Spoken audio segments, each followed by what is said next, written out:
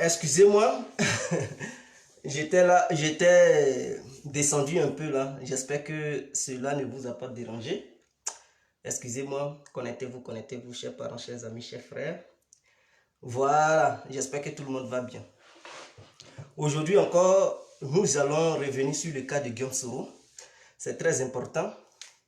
Voilà, on va parler un peu de Guillaume Soro. Avec ces magouilles qu'il fait, la corruption envers cette cour de justice africaine, dite la cour des droits de l'homme en Afrique. Alors, bonsoir à tous et à tout temps pour tous ceux qui ne me connaissent pas, je suis l'incontournable guerrier complet tout terrain. L'homme dont on parle, l'homme qui n'a pas froid, l'homme qui ne marche pas, c'est moi, vous pouvez aussi m'appeler devant la ville, l'homme n'est rien, gouverneur italien, docteur Modern, appelez-moi Bonbon, laisse-moi Mauricien que plein droit, le padrino, Camari, Désolé, la Moudia. Alors nous voilà à nouveau devant cette caméra pour parler un peu de Guillaume Soro, c'est très important parce que il y a des gens qui jubilent et nous allons arriver sur le cas de Laurent Gbagbo, c'est très important. Donc aujourd'hui, les pro-Gbagbo et les pro-Soro, voilà, c'est de vous qu'il s'agit dans cette vidéo. Nous allons parler un peu de vous, c'est très important. Alors nous voyons des gens qui jubilent déjà que Soro a frappé très fort, il a frappé le gouvernement ivoirien et que sur le plan, la bataille juridique, Soro, Guillaume a pris le dessus et que le gouvernement ivoirien ne fait que accepter les réalités. Et il y a d'autres même qui vont jusqu'à dire que cette même cour africaine, Alassane Ouattara en 2010, il avait demandé à ce que Laurent Gbagbo reconnaisse la décision de cette cour africaine. Parce que la cour africaine, soi-disant en 2010, avait pris position pour Alassane Ouattara en disant qu'Alassane Ouattara avait remporté la victoire face au gouvernement de Laurent Gbagbo, face au candidat du Gbagbo. Donc la cour avait décidé de reconnaître la victoire d'Alassane Ouattara et elle a demandé à Laurent Gbagbo de démissionner. Donc, puisque d'autres disent que la cour hier, Alassane était pour cette cour, donc cette fois-ci, il ne va pas désobéir à la décision prise par la cour. Donc, il doit obéir. Ça me fait rigoler. Ça me fait rigoler et ça me chatouille en fait. Alors, pourquoi je le dis? Et d'autres disent que Soro Guillaume a fait ceci, cela. Je vais vous citer le nom d'un juge au sein de la Cour de justice africaine, dite la Cour des droits de l'homme en Afrique. Je vais vous citer le nom d'un juge corrompu par Guillaume Soro pour que ce dernier puisse mener la bataille, l'offensive juridique face au gouvernement ivoirien. Le nom de ce juge se nomme Fatsa Ouguergouz. Fatsa Ouguergouz, c'est le nom du juge au sein de la Cour africaine des droits de l'homme qui a été corrompu par Guillaume Soro. Ce dernier a reçu au moins une somme de 30 millions pour qu'il soutienne Guillaume Soro. Donc voici des juges qui sont au sein d'une cour dans le but d'être impartial. Mais la passivité de cette cour dite africaine vraiment discrédite cette cour. Et dès lors que cette cour a été discréditée aux yeux du monde entier, elle doit savoir que la justice ivoirienne, qui est là impartiale, qui est là indépendante vis-à-vis de sa population, ne peut en aucun cas se soumettre à une telle juridiction dite régionale, parce que c'est une juridiction régionale. Quand les gens disent que c'est une juridiction, c'est une cour de justice africaine, c'est du mensonge. En Afrique, il y a combien d'États en Afrique? Il y a, à ce que je sache, il y a 54 États. Mais quels sont les États qui ont adhéré au sein de cette cour? Il y a 30 États. Donc, quand vous prenez 54, moins 30, vous constatez qu'il y a 24 États qui ne reconnaissent pas cette cour. Maintenant, parmi les 30 États qui ont reconnu cette cour, tous ces États, tous ces 30 États n'ont pas certifié, n'ont pas reconnu la compétence de cette cour. Les 30 États ont adhéré au sein de cette cour, mais cherchent à ce que cette cour s'améliore avant que ces États ne reconnaissent la capacité et la compétence de cette cour. Parmi ces 30 États, il y a eu seulement, je dis bien, il y a eu seulement que 12 États. Je dis bien 12 États parmi les 30 États qui ont certifié cette cour en disant qu'ils reconnaissent la compétence et l'impartialité de cette cour. Donc vous comprenez déjà. Donc ce n'est pas une cour africaine, c'est une cour régionale. C'est une cour régionale africaine. Il faudrait que les gens le sachent. Mais qui a certifié pour que la Côte d'Ivoire puisse reconnaître la compétence de cette cour? Mais ce n'est pas le gouvernement d'Alassane Ouattara. Parce que c'est très important. Ouattara et son gouvernement n'ont jamais reconnu la compétence de cette cour dite africaine. Alassane Ouattara et son gouvernement n'ont jamais, je dis bien, n'ont jamais reconnu la compétence de cette cour pour aller jusqu'à signer et certifier, ratifier la reconnaissance de cette cour. Il y avait un gouvernement dans le passé, parce que je tiens à vous dire que cette cour n'a pas été créée dans les années 2000. Cette cour n'a pas été créée dans les années 2000, vous devez le savoir. Cette cour a vu le jour dans les années 90. Est-ce que vous comprenez? Mais avant ça, les défenseurs des droits de l'homme militaient déjà dans les années 1961 pour la création d'une telle cour en Afrique, pour la protection de la liberté des individus sur le territoire africain. Il faudrait que les gens le sachent. Et dans les années 90, ça a vu le jour. Et cela a été reconnu en 99 à Sirte, précisément en Libye. Et le siège est basé aujourd'hui en Afrique de l'Est. Je pense que c'est le Kenya. Nairobi, c'est quelle capitale? Je pense que c'est la capitale kenyane. C'est là-bas que se trouve le siège de cette cour. Mais cette cour est corrompue. Depuis qu'elle a vu le jour, elle n'a jamais rien fait. Elle n'a jamais protégé quoi que ce soit, qui que ce soit. Les juges au sein de cette cour sont nommés. Ils sont nommés par les chefs d'État. C'est-à-dire ce sont les ministres des Affaires étrangères qui choisissent des juges qui les placent là-bas. Donc chaque juge placé là-bas défend les intérêts de son État ou bien de son président. Donc dès lors que les ministres des Affaires étrangères de chaque pays africain qui reconnaît cette cour délègue ou bien choisit un juge qui représente lui son État pour le placer là-bas, ce juge n'est plus capable de mener, de juger impartialement des gens, ou bien de condamner de façon impartiale les gens. Est-ce que vous comprenez? Donc cette cour est partiale. Cette cour, elle est partiale et la passivité de cette cour nous ramène à prendre conscience. Mais c'est Laurent Gbagbo qui avait certifié cela.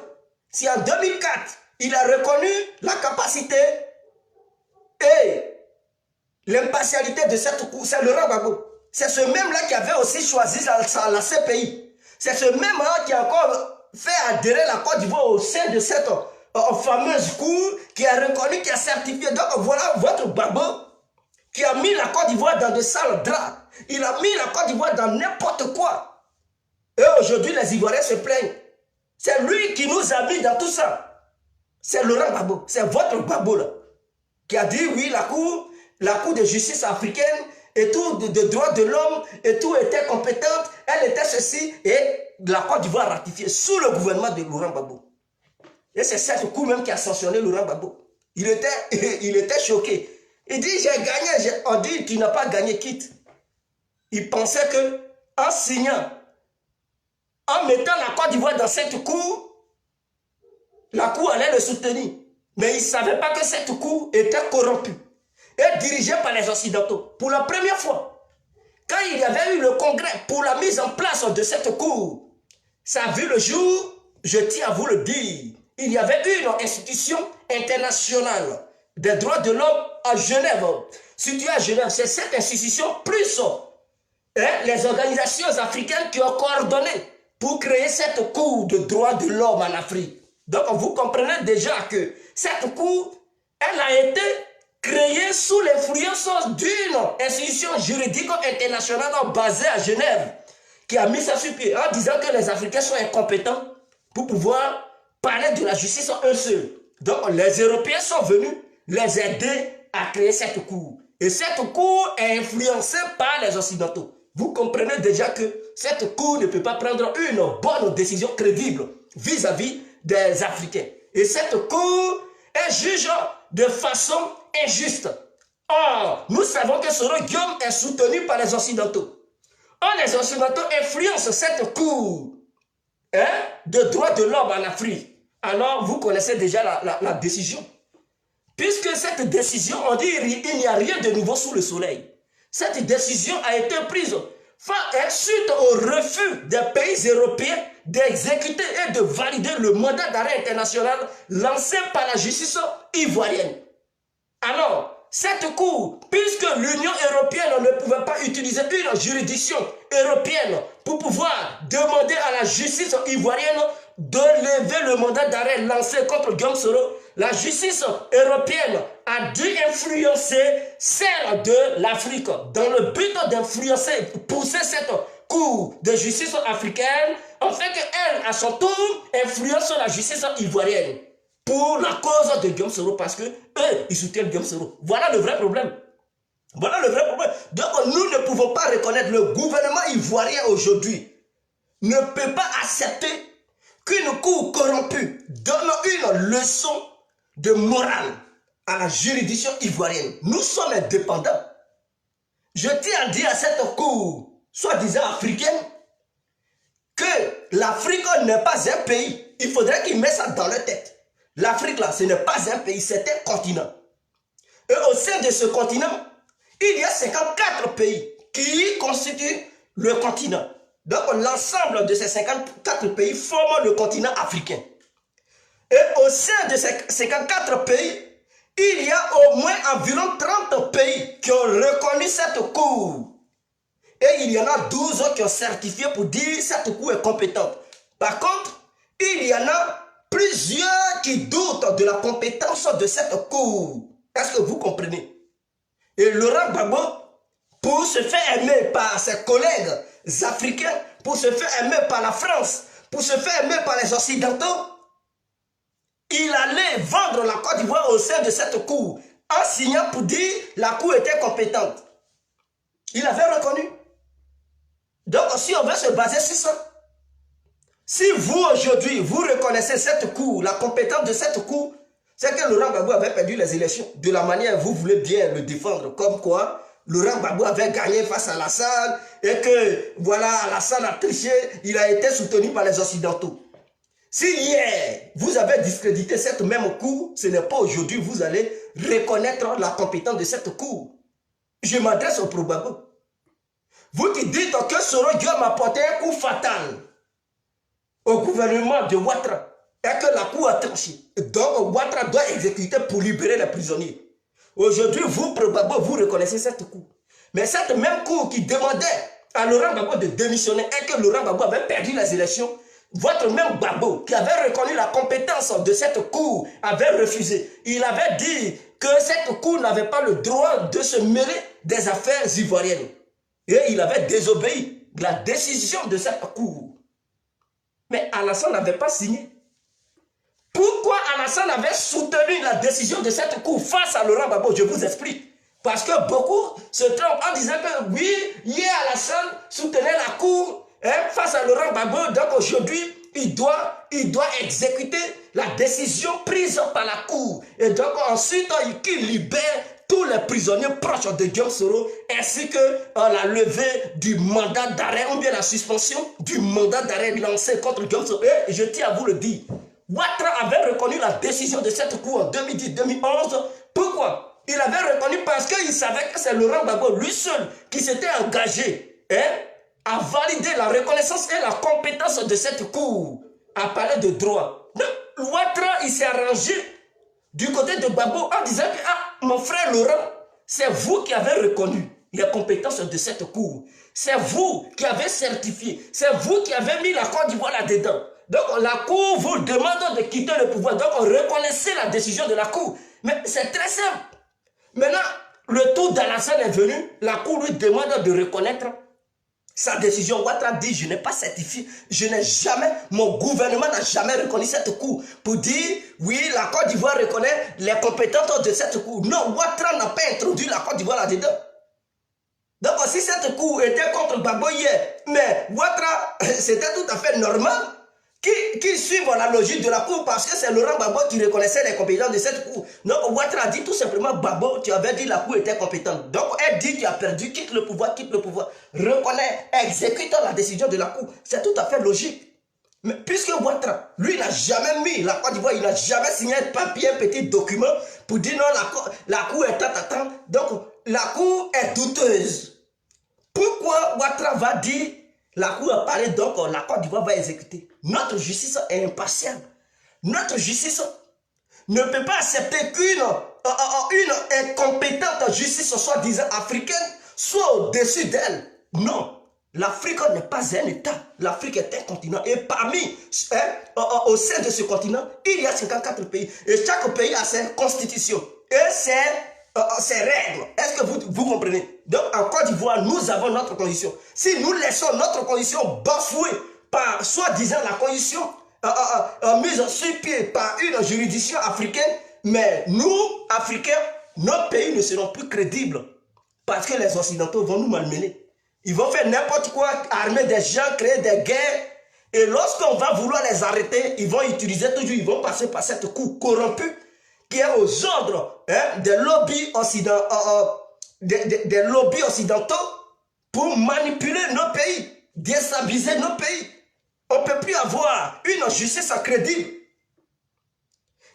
Écoutez-moi, je vais vous dire une seule chose.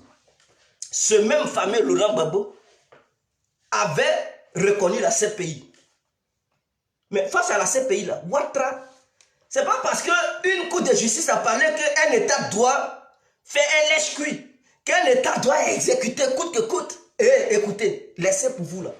Vous avez vu face à la CPI, Alassane a refusé d'exécuter l'ordre que Bensouda a donné.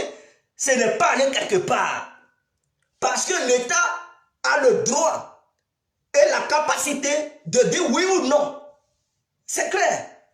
C'est pas parce que ton pays fait partie d'un mouvement que tout ce que le mouvement va dire, ça va contre les intérêts de ton État et les intérêts de ton peuple. Que toi, en tant que dirigeant de ce peuple, tu vas dire payer parce que tu fais pas. Non. Tu peux créer un mouvement avec tes amis. Est-ce que toutes les décisions que tes amis vont prendre pour le mouvement, toi, tu vas être d'accord? Si tu n'es pas d'accord, tu dis que tu n'es pas d'accord pour ce qu'ils sont en train de faire. C'est tout. C'est pour ta dignité. Mais si tu approuves la décision que votre mouvement a pris, mais tu soutiens la décision du mouvement, c'est clair.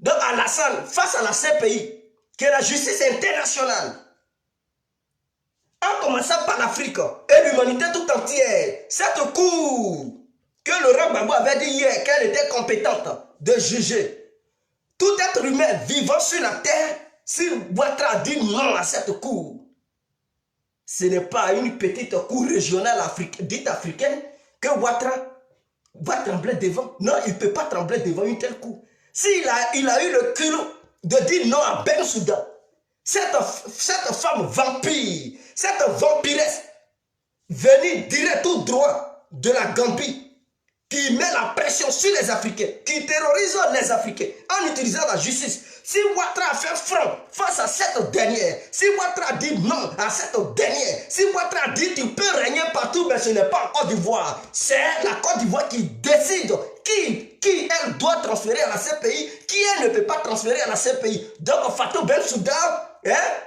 ton règne se limite en Angleterre. Tu ne peux pas traverser les frontières. Tu as bel et bien lancé un mandat d'arrêt. Donnez-moi Simone Gbagbo. Ouattara dit je ne te donne pas Simone Gbagbo et ça ne va nulle part. Ce n'est pas de quelque part. D'accord, ce n'est pas les conneries de Soro Guillaume qui fait ses petits tapages et ses griots sont sur les réseaux sociaux en train de crier. Ce n'est pas ce qui va pousser Ouattara à fléchir genoux. Je vous le dis. Ouattara ne peut pas céder. Si vous ne reconnaissez pas le mandat d'arrêt international lancé par la justice ivoirienne, si vous ne voulez pas exécuter, il n'y a pas de souci. Vous ne voulez pas exécuter ça, il n'y a pas. Demandez à Soro de venir s'installer dans vos pays. Mais c'est simple. Vous ne voulez pas exécuter, vous ne reconnaissez pas ça, il n'y a pas de souci. Mais nous, en Côte d'Ivoire, là, on sait que la justice a un rempart avec Osoro Diop. La justice a un compte à rendre avec Osoro Diop. Il va venir se justifier, c'est clair.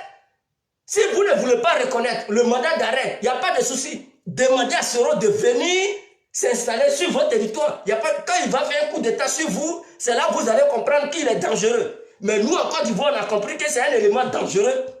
Et cet élément, on doit le fesser, on doit lui donner une bonne fessée. On doit lui poser des questions. Il a des réponses à donner à tous les citoyens ivoiriens. Même ses propres partisans, il doit leur donner des explications.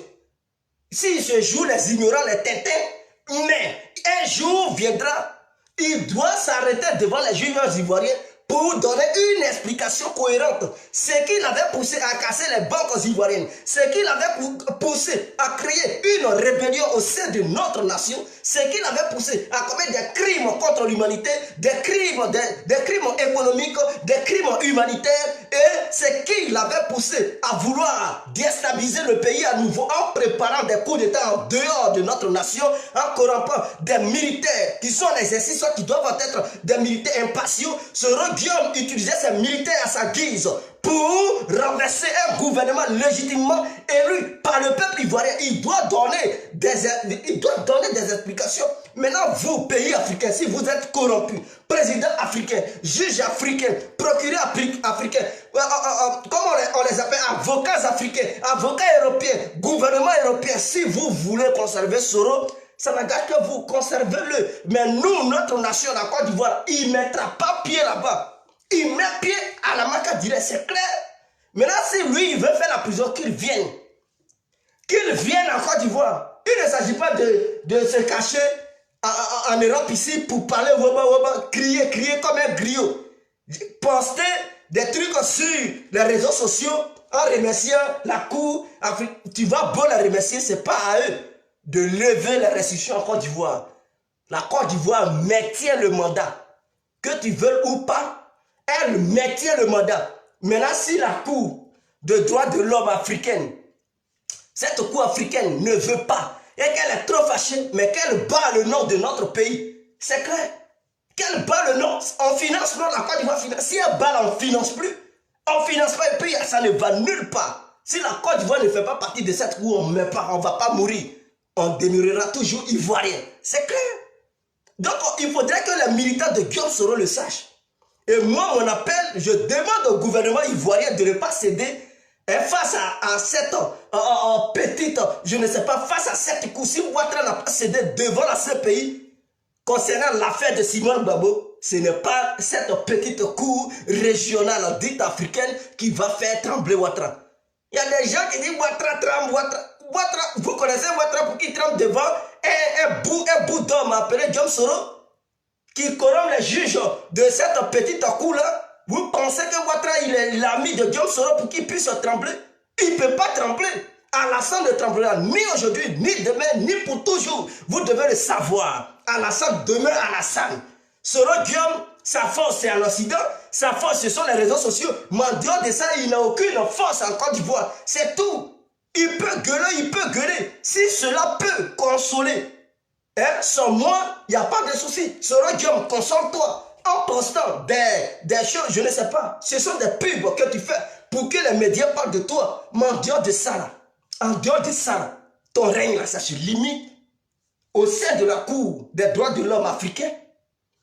Et en Occident, c'est tout. Même aux États-Unis, tu parles même de toi-même. Les Américains, ils ne connaissent même pas Soro. Si ce n'est pas les Européens qui sont les toutous des Américains, leur patron ne te reconnaît pas. Ce sont les esclaves des Américains là qui te reconnaissent, qui sont derrière toi. Mais si l'Occident veut jouer tel jeu, la Côte d'Ivoire va s'allier avec l'Amérique. Et puis on va voir ton Macron et sa bande, ce qu'ils vont faire. Si vous voulez vous comporter comme ça, on s'allie avec l'Amérique et la Russie et puis c'est fini. On va voir où vous allez passer pour mettre votre bout d'homme de Guillaume Soro. Si vous voulez l'installer à l'Élysée, mais prenez-le. On n'a plus besoin de lui. Je ne comprends pas quoi. Si vous êtes trop amoureux de lui, prenez-le. Vous avez des pays, non? Prenez-le. Construisez une maison, il a des milliards. Il peut construire autant de maisons qu'il voudra dans n'importe quel pays du monde. Prenez-le, mais en Côte d'Ivoire, là, nous on dit on ne veut pas. C'est un élément dangereux. Bien les Africains n'ont pas encore compris. Mais c'est vous qui encouragez les rébellions. C'est vous qui encouragez le terrorisme en Afrique. C'est vous qui empêchez l'Afrique de se développer. Comment je sais pas, une juridiction se disant respectable et respectueuse puisse accepter de soutenir un tel criminel? Mais je n'ai jamais compris. Ou bien la cour, je ne sais pas, les juges qui sont au sein de cette cour-là, ces juges corrompus, malhonnêtes, qui sont au sein de cette cour-là, ils ne savent pas que Soro Diop a tué des gens. Ils n'ont même pas encore lu dans le bouquin des milliards de pages écrites par ce bout d'homme de Ferkessedou. Ils n'ont pas encore jeté leurs gros yeux là-dedans. Mais vous avez des yeux, mais vous ne voyez pas. Vous vous dites des personnes compétentes, mais en réalité, vous êtes incompétentes. Vous êtes des corrompus, fatigués. Votre corruption vous arrive jusqu'à la moelle crânienne. Il faudrait que ça soit clair. Ça a même traversé vos cerveaux. Vis-à-vis du monde entier comme ça. Vous montrez aux gens que vous êtes des corrompus et vous voulez que l'État ivoirien exécute. C'est comme si la Côte d'Ivoire était dirigée maintenant par une petite constitution africaine. Mais qui respecte ça? Cette cour a déjà bataillé pour quel Africain?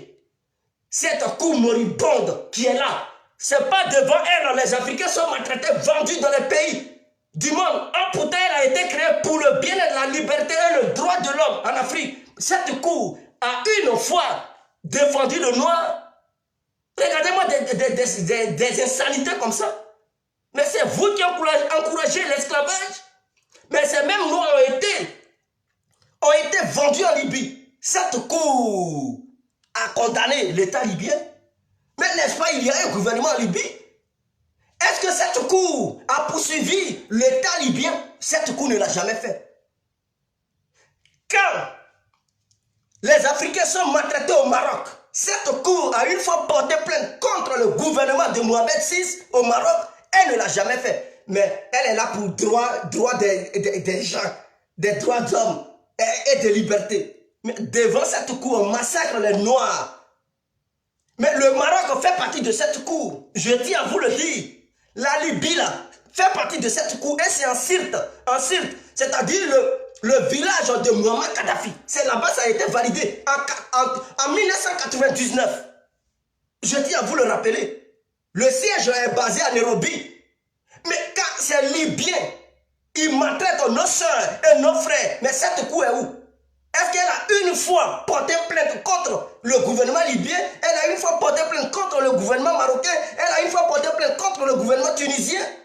Mais non, on ne les voit pas. Quand il s'agit de Soro Diop, quand il s'agit de soutenir des milliardaires, voleurs, terroristes, la cour elle est prête. Parce que Soro Diop distribue des millions. Donc ils sont prêts à accueillir Soro Diop parce qu'ils savent qu'il y a le jeton qui va sortir. Quelle est cette borderie? Mais c'est fini ça. La Côte d'Ivoire ne va pas exécuter des conneries venant de cette fameuse cour. Soro Diop, ta candidature, il faut poser ça à l'élection présidentielle de la France.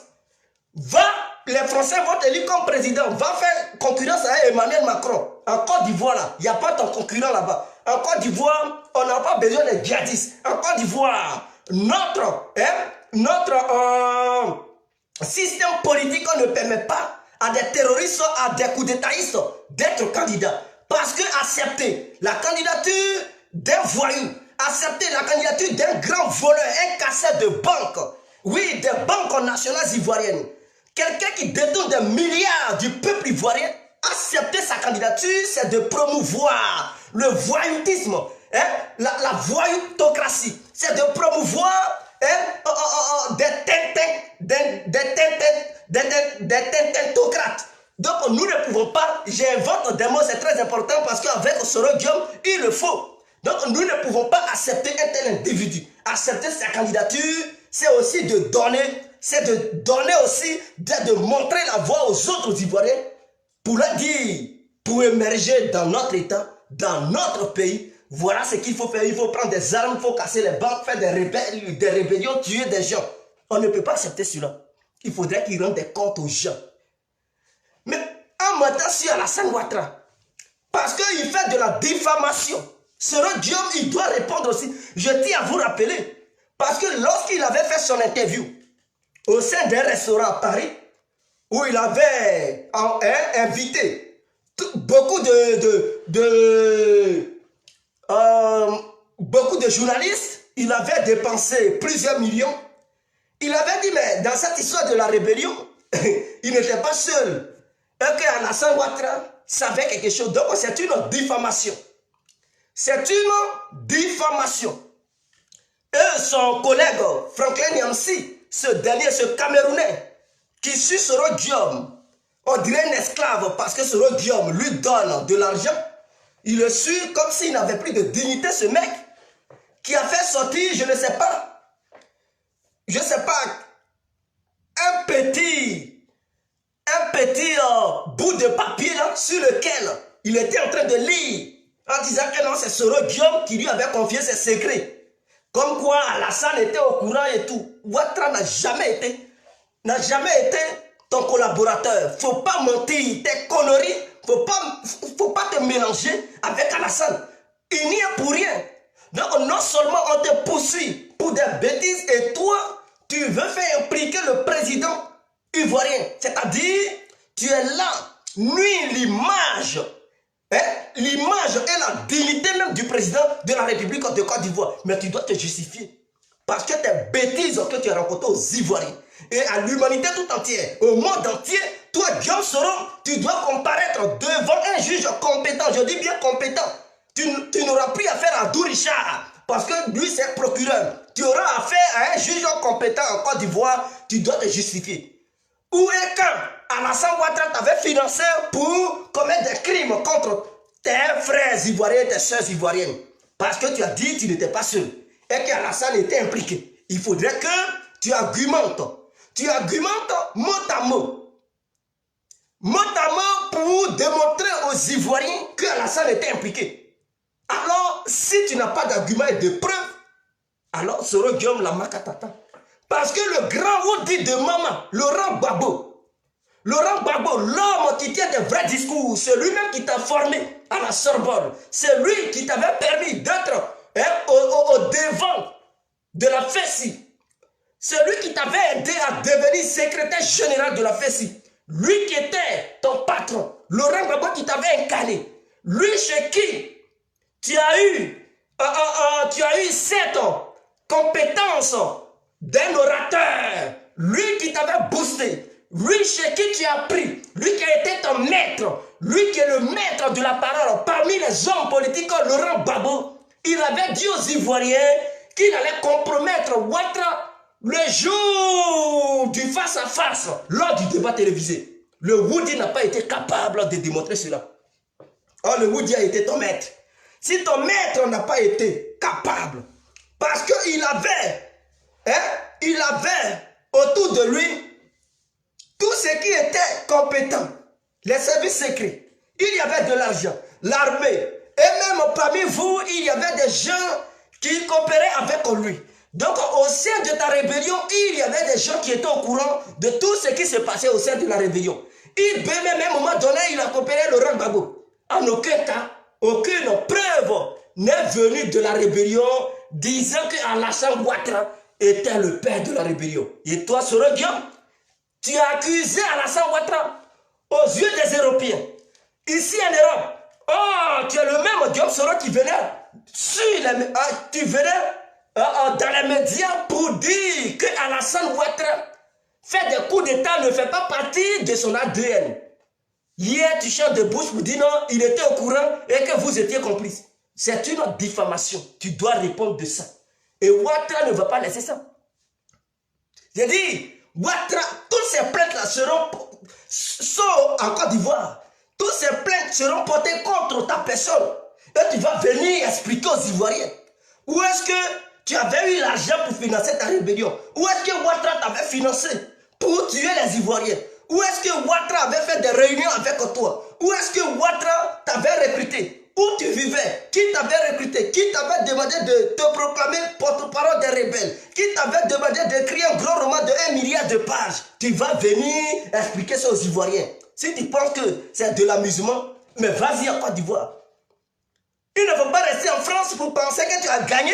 La bataille juridique n'est nulle part gagnée. Il faudrait que, c'est-à-dire ton combat commence maintenant. Si tu penses que c'est la fin de ton combat et que tu jubiles, mon frère, tu as menti, Soro Guillaume. Aujourd'hui, demain, tu ne mettras jamais tes pieds. À moins que le gouvernement ivoirien te tende un piège. C'est-à-dire faire semblant de lever le mandat d'arrêt pour te demander de venir. Dès que tu rentres, on repose cette même plainte, on t'arrête. C'est clair? Donc tu le sais, tu sais que si tu mets tes pieds, que tu dis jambes, tu mets ça là-bas, on t'arrête. Ce n'est pas un débat. Aucun militaire ne viendra à ton secours. Il faudrait que tu le saches. Tu seras placé dans une maison lointaine, dans un petit village, qui n'est même pas un village du Nord, un village de quoi que ce soit, mais tu seras placé sous surveillance. Tu seras maté. On va te dégonfler. Tu es trop gonflé, il faudrait que tu sois dégonflé. Il faudrait qu'on te masse un peu pour maigrir. Ensuite, tu diras aux Ivoiriens qui t'avaient envoyé. Parce qu'il est bien facile d'être devant les Européens, manger des gros plats, dépenser des milliards de francs CFA et pondre des insanités à travers ta bouche. C'est très important, c'est impressionnant. Mais on t'attend sur le terrain, Guillaume Soro. Tu vas répondre. Tu vas répondre. Je ne vois pas la Côte d'Ivoire se courber. Parce que si la Côte d'Ivoire se courbe devant cette, soit, je ne sais même pas, cour de justice africaine, cour des droits de l'homme africain, c'est n'importe quoi. Si la Côte d'Ivoire fait ça, Soro Guillaume, il aura toujours le culot d'emmerder la Côte d'Ivoire. Et je lance un appel à ces Africains qui se font manipuler par des milliardaires, qui se font corrompre par des milliardaires. Lorsqu'ils voient des milliards de gens, ils sont toujours obligés de prendre position pour eux parce qu'ils savent qu'il y a des millions sur la table. Écoutez, c'est pas encore vos conneries là, les Ivoiriens vont encore mourir. On est mort beaucoup, hein. Nous, on est morts. C'est pas vos pays qui ont souffert. Vos pays n'ont jamais souffert d'une guerre terrible imposée par Guillaume Soro, le djihadiste incarné de toute l'Afrique. Allez-y demander aux Burkinabés, ils savent qui est Guillaume Soro. Allez-y demander un peu aux Burkinabés, ils savent qui est Guillaume Soro. Quelqu'un qui encore, tu vois, qui menace des soldats gradés, haut gradés d'un autre pays, qui veut les éliminer. Vous pensez que c'est un tété? Mais ce dernier est un danger. Il est plus que Sam Boukari.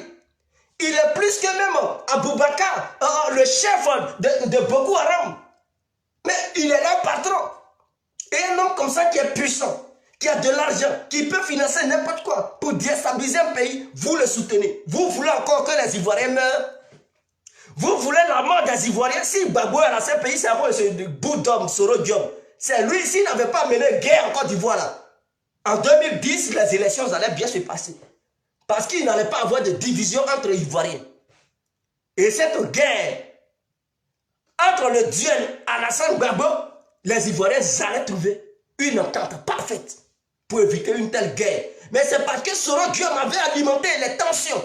Et donc les Ivoiriens étaient divisés. Et quand 2010 est arrivé, ils ont mis de l'huile sur le feu. C'est ce qui a alimenté cette guerre qui a fait que les gens sont morts. Donc Soro Guillaume ne peut même pas s'écarter de la guerre qui est arrivée. Il est à la base de cette guerre. Il a été l'organisateur de ces élections de 2010. C'est lui qui avait organisé les élections.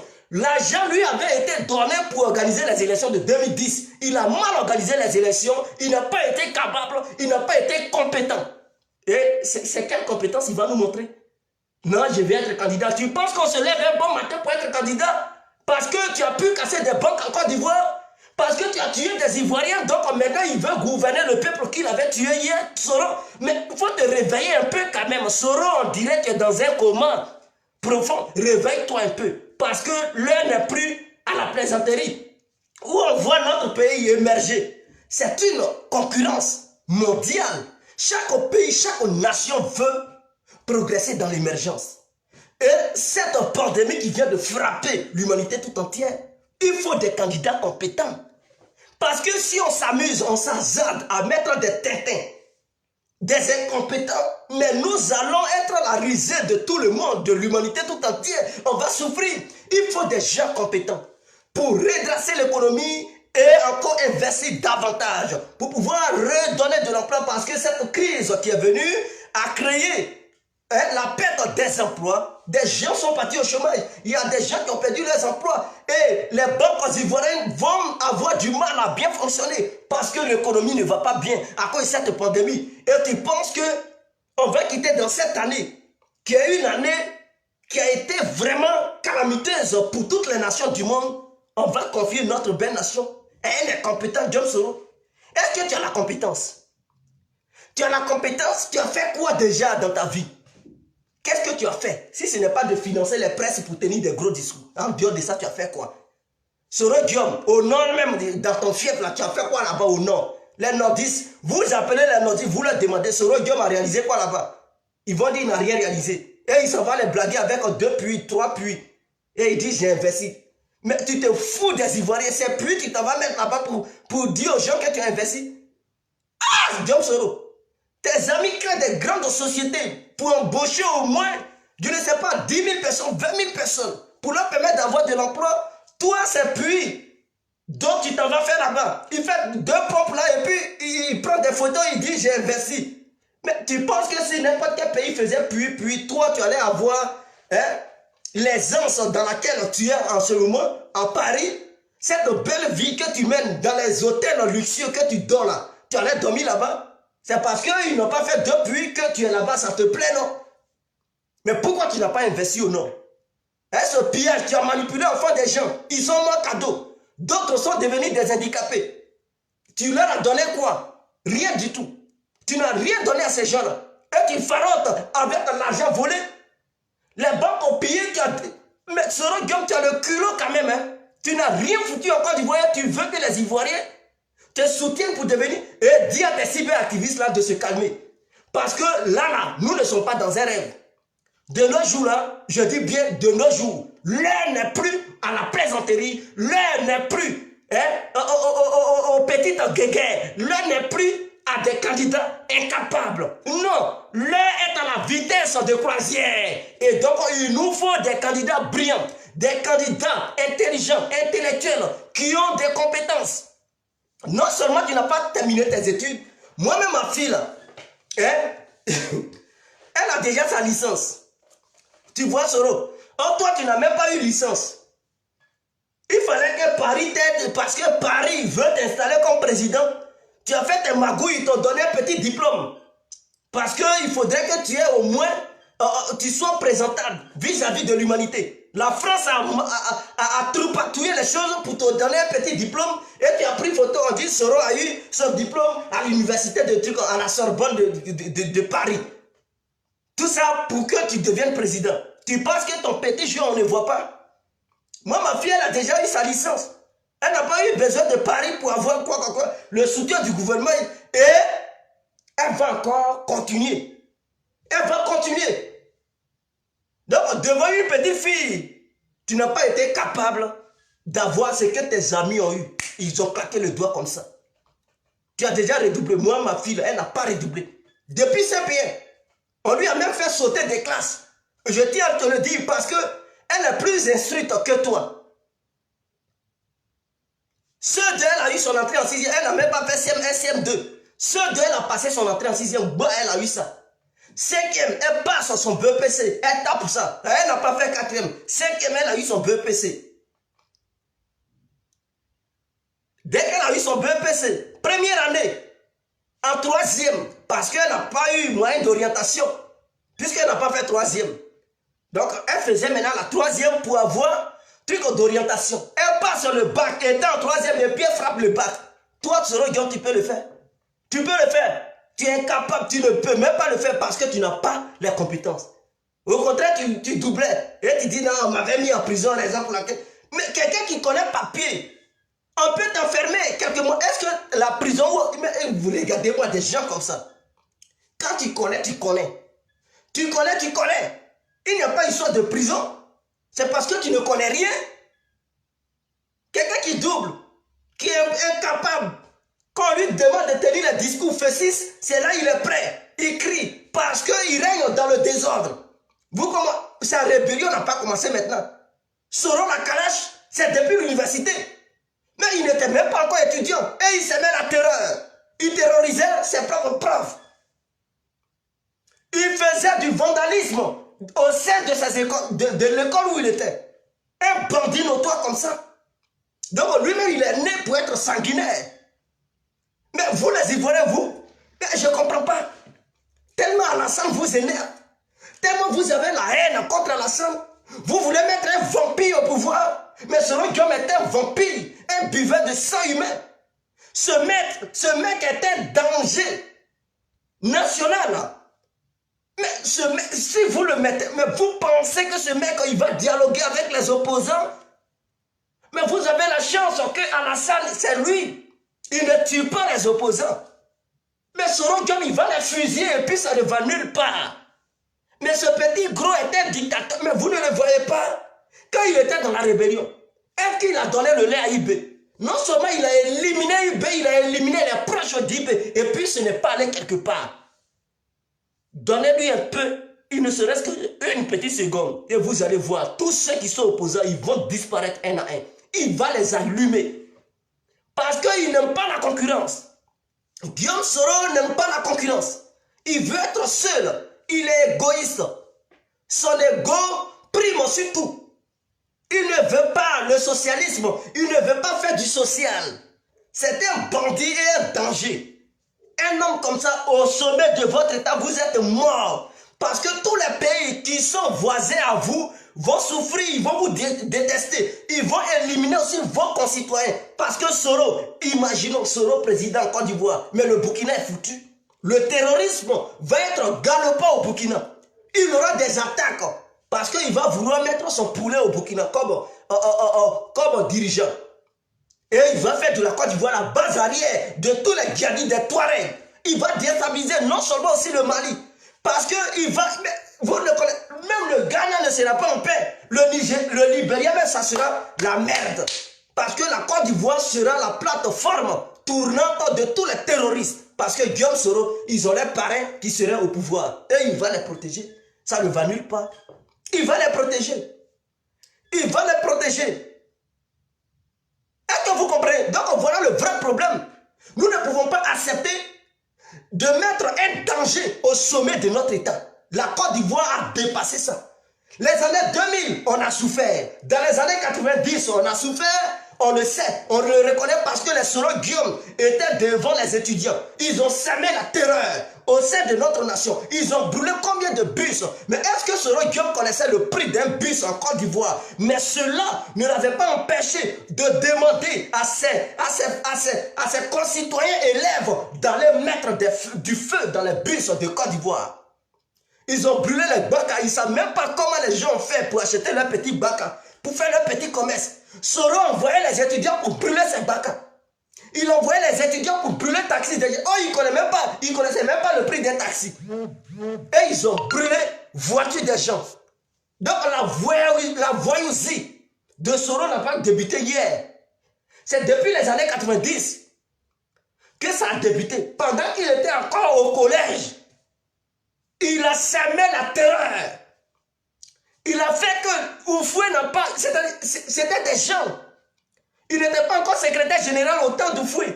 Mais il était très actif dans le collège où il était. Leur bande là, ils ont fait que Oufoué est mort. Donc Soro Guillaume, il fait partie de ceux qui ont tué Oufoué Boigny. Soro Guillaume, il fait partie de ceux qui ont tué Oufoué Boigny. C'est ceux-là qui criaient dans la rue Oufoué volait. Et c'est ce qui a poussé le vieux à mourir. Parce que ça l'a choqué. C'était un choc. Depuis qu'il était né, il n'avait jamais attendu dans la bouche d'un Ivoirien lui dire qu'il était voleur. De la manière il avait battu le pays, de la manière il avait construit la Côte d'Ivoire, de la manière il avait élevé le nom de la Côte d'Ivoire. Aucun Ivoirien ne pouvait le mépriser. Aucun Ivoirien ne pouvait s'arrêter dans les rues pour critiquer le vieux. Parce que la Côte d'Ivoire devenait leader de la sous-région. Il n'y a que les voyous comme les Soro. Il fallait qu'ils deviennent élèves pour insulter Oufoué dans les rues. Oufoué voleur, Oufoué voleur. Et ces gens-là ont poussé le vieux à mourir. Donc, quiconque est membre du PDCI, il doit savoir que la mort d'Oufoué est aussi liée aux injures et au banditisme notoire de Guillaume Soro et ses amis. Vous devez le savoir. Parce que la mort d'Oufoué est aussi fait liaison avec le banditisme des élèves au temps de Guillaume Soro et ses collègues. De la manière qu'ils avaient fait dans les rues de la Côte d'Ivoire, c'est ce qui a poussé Oufoué de mourir. Et Oufoué est mort. Mais quand il était devenu secrétaire général de la FESI, mais c'était encore là, la pagaille. Lui-même, il était aussi à la base du recrutement de la Côte d'Ivoire. Parce que le désordre qu'il s'aimait, ça fait que Bédié, il n'a même pas construit le pays. Bédié était c'est-à-dire, son projet, c'était de comment faire pour canaliser les élèves de Côte d'Ivoire. Comment faire pour structurer, pour ne pas que ces jeunes la cassent. Parce que matin, midi, soir, il n'y avait plus d'école en Côte d'Ivoire. École en Côte d'Ivoire, c'était la merde. Dites-moi, au temps de Guillaume Soro, quel élève qui est brillant que vous connaissez aujourd'hui? Quel élève parmi eux? Il n'y a que Doumbia Major qui est sorti major de sa promotion en dehors de lui. Tous les autres, c'est des voyous. Tous les autres, ils ne sont pas intelligents, ce sont des incompétents, des incapables. À leur temps. Parce qu'ils n'ont pas appris à étudier. Tout ce qu'ils ont appris, c'est de tuer les gens. Voilà, c'est ce qui est clair. Et Soro Guillaume, quand il a pris au devant du mouvement appelé la FESI, mais en Côte d'Ivoire, ne pouvait plus dormir. Toujours les grèves, les manifestations. Est-ce qu'un Ivoirien connaissait ce qu'on appelait papier? Est-ce qu'Ivoirien pouvait un instant rester là pour penser à son avenir? Pour dire il fallait que je gagne mes diplômes pour demain réussir dans la société. Aucun Ivoirien ne pensait ainsi. Tous les Ivoiriens, toute leur pensée était orientée sur le désordre. Demain, on manifeste dans quel lieu? Demain, c'est où on va aller pour manifester. C'était leur pensée parce que Soro Guillaume, ils avaient au devant de leur mouvement un voyou qui passait son temps à mobiliser les élèves, à aller casser les bus, à aller casser les magasins des gens, à aller piller. C'est pas aujourd'hui Soro Guillaume a commencé à voler. Il volait déjà. Quand il envoie les élèves dans les rues, ces élèves pillaient les magasins des gens. Les magasins des Libanais, ils volaient les sacs de riz pour amener ça à la cité. Ils envoyaient ça à la cité, Soro Guillaume, il se jouait les patrons. Il a même créé un groupe d'autodéfense, soi-disant et tout. Et puis il faisait payer les autres élèves. Il leur demandait de payer des cautions. Comme si la cité était pour son père. Et chaque élève qui dormait dans cette cité, Soro Guillaume leur demandait de payer chaque fin du mois. Et lui, Soro Guillaume, c'est lui qui partait réclamer l'argent, comme si c'est lui qui avait construit. Le gouvernement ivoirien a construit la chose. Et toi, en tant qu'un petit élève, tu quittes là-bas parce que tu es porte-parole des élèves, donc tu leur demandes de payer des taxes. Et ce monsieur, il a fait ça. Quiconque ne voulait pas payer les taxes était maté et même chassé de l'école. Parce qu'il était terrifié, terrorisé par la bande de Guillaume Soro. Et ils avaient des calaches. Ce n'est pas aujourd'hui Soro Guillaume, il sait manipuler les calaches. Depuis l'université, Soro Guillaume, il connaissait la manipulation des kalachnikovs. Et donc, il manipulait les calaches pour faire peur aux élèves. Il les matait, il les fessait. Il avait des machettes. Aujourd'hui, si on appelle Blé Goudé la machette, c'est Soro Guillaume qui a introduit cette histoire de machette au sein de l'université. Ils machetaient leurs propres confrères, élèves. Et d'autres mouraient. Mais puisque leur mouvement était fort, il n'y avait pas de justice. Bédié était incapable de les juger. Parce que s'il arrêtait Soro, le pays se paralysait. Il a essayé une fois, mais c'était le chaos partout. Tous les élèves se sont levés, libérés Soro, Blé Goudé, ça cassait partout. Il n'y avait plus aucune école. Oui, rien ne fonctionnait. Pour ne pas payer des milliards au sein, vis-à-vis de l'UNESCO, Bédié était obligé de les libérer. Et il les a libérés. Bleu, la machette, Soro, la calache. Donc Bédié était incapable maintenant de les juger. Donc il faisait la pluie et le beau temps en Côte d'Ivoire. Qu'est-ce qu'ils n'ont pas fait? Ils ont mis l'école ivoirienne en retard. Ils ont mis l'école ivoirienne en retard, ce fameux Guillaume Soro. Et c'est lui qui veut encore sa crise qu'il a déclenchée. Cette rébellion a mis encore la Côte d'Ivoire en retard. Lui, sa compétence, c'est de remettre le pays en retard. Il n'a aucune compétence dans aucun domaine. Dites-lui, demandez à Soro Guillaume, dans quel domaine il est-il compétent? Qu'il vous explique. Il est compétent dans quel domaine? Il n'y a aucun domaine où Soro maîtrise. Le seul domaine qu'il maîtrise, c'est la rébellion. C'est le pillage des biens publics. En dehors de ça, Soro ne maîtrise rien. Il pense que les Ivoiriens vont dire Soro devient président. Il va nommer les Sontoussou des incompétents comme ça comme ministre. Mais regardez-moi, les Soro Kanigui, il va nommer ceux-là comme ministre encore. Mais c'est que les Ivoiriens, ils sont morts, ils sont plus sur leur territoire. Voilà son ministère que je cite là. Hein. Les Soule Traoré, représentants du GPS à l'international. Un homme comme ça. C'est ceux-là, il va placer Dogomadou. Il va dire, c'est toi qui vas organiser tout ce qui est en réunion. Tu vas t'occuper de ça. Voilà les postes qu'il va nommer. Il va leur confier. Des gens comme ça. Ils pensent que la Côte d'Ivoire, c'est pour les plaisantins. On a besoin des compétents. On n'a pas besoin des buveurs de trucs, de capalo. On n'a pas besoin de trucs, des masturbateurs. On n'a pas besoin de trucs, je ne sais pas, des plaisantins. Respectez quand même la Côte d'Ivoire sur le Guillaume. Va apprendre. Va apprendre au moins 10 ans après. Tu vas revenir. Faut étudier un peu. Étudie et remplacer cadeau. Étudie un peu. Il faut ajouter un peu de compétences sur ce qu'ils t'ont donné comme diplôme. Étudie un peu après tes études. Il faut prendre au moins 10 ans. Attends, 2030, tu parleras de candidature. Mais pour le moment, là, ce n'est pas à ton niveau. Il faut attendre quand tu auras au moins 55 ans. Il n'y a pas de souci. 55 ans ou 60 ans, on peut dire, le petit gros, peut-être il s'est assagi. Mais là où ton sang est chaud, où tu es prêt à casser, voler, non, on ne veut pas encore des voleurs. Peut-être reste un peu en Europe. Hein, il faut étudier un peu. Ils vont te montrer ce que c'est que la diplomatie, ce que c'est que comment il faut construire un pays, comment, voilà. Et puis autour de toi, il faut nettoyer un peu autour de toi. C'est pas elles sont tout seuls là que tu vas vouloir gouverner la Côte d'Ivoire. Quand même, il faut respecter la Côte d'Ivoire. Les Kamagaté, Souleymane, les Soro, Kanigui, les Alain Lobognon, des gens comme ça. Demande Alain Lobognon. À Fresco, là, il a mis quoi là-bas? Quand on l'avait nommé, quand il était député, là, il a fait quoi? À Fresco, il a fait quoi? C'est un Godi, Alain Lobognon, pour ceux qui ne savent pas. Fresco, ce n'est pas loin de mon village. Je vais là-bas souvent. C'est en retard, il n'a rien foutu là-bas. Et des gens comme ça, Soro Diom, regardez, il veut nommer les Alain Lobognon comme ministre. Mais quelqu'un qui a été député, il n'a pas été capable, même une petite loi, proposer une petite loi, il n'a pas été capable. Il n'a pas été capable de construire quelque chose dans son village. Parce que Fresco, les gens disent c'est une ville, mais ce n'est pas une bonne ville. Ce n'est pas au top. Excusez-moi les Gaudiers, mais je préfère être direct. Voilà, je connais chez vous, je préfère être direct. Il n'a rien foutu là-bas. Quelle est la lutte qu'il a menée pour que le gouvernement ivoirien, dirigé par le président Alassane, puisse aller investir à Fresco? Il n'a rien foutu. Il n'a rien foutu. Au contraire, l'argent qu'on lui donnait, il a détourné ça, il a fait n'importe quoi. Et c'est ceux-là, Soro Diom, il a à sa disposition et il veut les nommer comme ministre. Regardez-moi des gens comme ça. Toi-même, Soro, tu es incompétent, tu as mis des incompétents et des voleurs autour de toi.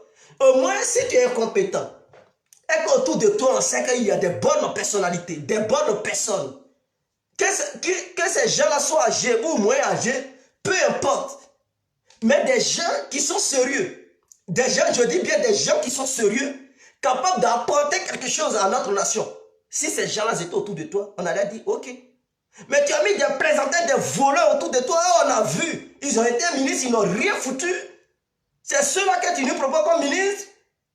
Et tu fais, mais regardez-moi des gens comme ça. Amadou Coulibaly, souvent, je critique le choix du gouvernement qui est porté sur Amadou Coulibaly, mais Amadou c'est un intellectuel. Et c'est quelqu'un qui est compétent. On a vu ce qu'il fait sur le terrain. C'est quelqu'un qui est sur le terrain. Et il y a un député, je ne sais pas, il y a un député à Biguin qui est aussi sur le terrain. Même le député, je dis député, il y a un maire à Koumassi qui est là transformé Koumassi. Ce sont ces genres de personnes-là. Si un homme comme ça, il dit, il est candidat, on dit, ah, voilà, lui au moins il est compétent. Parce qu'on a vu ce qu'il a fait en tant que maire. Il n'a même pas encore fait 5 ans, il a transformé la commune de Koumassi. Vous partez à Koumassi qui était comme à Djamé ou à Bobo. Aujourd'hui, vous pensez que Koumassi est devenu un plateau bis. Koumassi est comme Coco dit aujourd'hui. Les riches aujourd'hui peuvent se permettre d'aller résider à Koumassi. Il n'y a plus de différence entre Plateau et Koumassi. C'est pareil. Propriété, tout. Il a nettoyé, il a mis les canalisations. En tout cas, il a mis tout à la disposition de Koumassi. Quand tu votes un mec comme ça, s'il dit le candidat, mais tu le votes. Mais Soro Gueye, tu étais président de l'Assemblée nationale, tu as foutu quoi même? Petite loi, tu n'as même pas voté. Dans ton, même en fait, c'est du coup, tu n'as rien foutu là. Korogo, rien. Abidjan, tu as apporté quoi? Tu as apporté quoi? Tu n'as rien apporté. Tu as été premier ministre sous Bago. Tu as envoyé quoi? Premier ministre sous le gouvernement d'Alassane. Rien. Président de l'Assemblée nationale. Tu n'as rien apporté. Et aujourd'hui, tu veux devenir président. Mais il faut nous prendre au sérieux quand même. Aujourd'hui, là, les Ivoiriens, ils sont plus gaou. Les Ivoiriens, ils ont les yeux ouverts. Ils ont de la manière Nash dit, ils ont les yeux dégâts. Ils voient clair. Pour choisir, il faut choisir quelqu'un qui peut apporter quelque chose. Non seulement tu n'es pas intelligent. L'intelligence c'est pour bâtir, mais tu as l'intelligence pour détruire. Voilà ton intelligence. Donc tu fais partie des personnes qui ont l'intelligence négative au sein de notre nation. Mais c'est rare d'obtenir des personnes qui ont l'intelligence positive. Et Alassane fait partie des gens qui ont l'intelligence positive parce que ce sont des personnes qui sont là pour bâtir notre pays. Mais toi, tu es là pour détruire. Toi et ta bande. Tous ceux qui sont autour de toi, toi Soro là, dis-moi qui parmi vous a déjà contribué au bien-être de notre nation. Parmi vous qui? Personne. Il a créé un mouvement appelé GPS. Et il a sélectionné des éléments de la mafia ivoirienne, de la mafia Prosoro, une bande de corrompus, une bande de voleurs, et il pense que c'est un parti politique qui l'a créé. Et ces gens-là, il leur demande d'être, il leur propose déjà, il n'est même pas encore président, il leur propose déjà des postes ministériels. Ah, Soro, tu veux nous imposer un gouvernement de mafia, mais tu es sérieux là? Si on va se limiter là aujourd'hui, demain encore je suis sur lui. Cette histoire de bataille juridique n'ira nulle part. Nulle part. Le gouvernement ivoirien ne prend pas ça en considération. La justice ivoirienne mettait toujours cette plainte, ce mandat. Voilà. Il faut beau danser en Europe ici. Il faut faire ton zigribiti, ton bébé, ton zézé. On t'attend en Côte d'Ivoire. C'est en Côte d'Ivoire ça se passe. Ce n'est pas en France. Tu vas beau danser. Si tu veux, il faut faire, je ne sais pas, il faut te jouer les chocos et tout. C'est en Côte d'Ivoire, tout se passe. On t'attend. Viens, prends un avion. Si tu es garçon, prends un vol. Demain matin, il faut aller parce que la Cour des droits de l'homme africain a parlé. Donc, on prend un avion. Demain, tu vas atterrir en Côte d'Ivoire. Et tu vas voir si tu n'as pas été arrêté. Tu seras jugé parce que tu as trop diffamé le président ivoirien.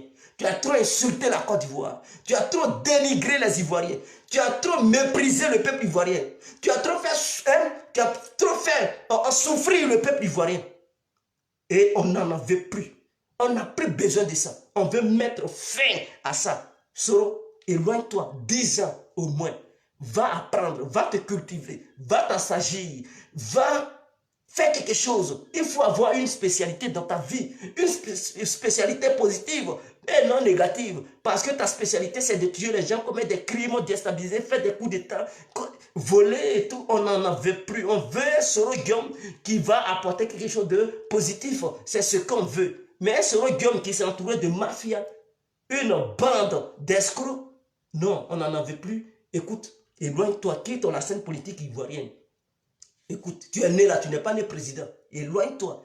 Parce que si tu veux trop insister dedans, ce n'est pas bon pour toi, Soro. C'est pas bon. Faut pas, on ne cherche pas palabre. On ne cherche pas histoire où il n'y a pas géographie. On ne cherche pas histoire où il n'y a pas géographie des Soro. Tu es à Paris, tu manges, tu dors, reste là-bas. Si tu veux aller terminer ta vie au sous-sol du camp pénal de Bouaké, il faut insister. Si tu ne veux pas avoir des ennuis, il faut insister. Moi, je t'aime, je te demande, Soro, reste à Paris là-bas, mange tes kegenou parisiens. Mange tes hamburgers et tes pizzas italiennes. Ou bien la pizza italienne, passe ton temps à manger ça. Ne va pas distraire le peuple ivoirien. On n'est plus gaou, Soro. Tu veux insister? Soro, reste à Paris. Sur ce, je vous remercie infiniment. C'était l'incontournable bien complet. Vive la Côte d'Ivoire, vive la solidarité avec le gouvernement ivoirien. Vive la justice ivoirienne. En bas, Soro Guillaume et sa bande d'escrocs. Ciao.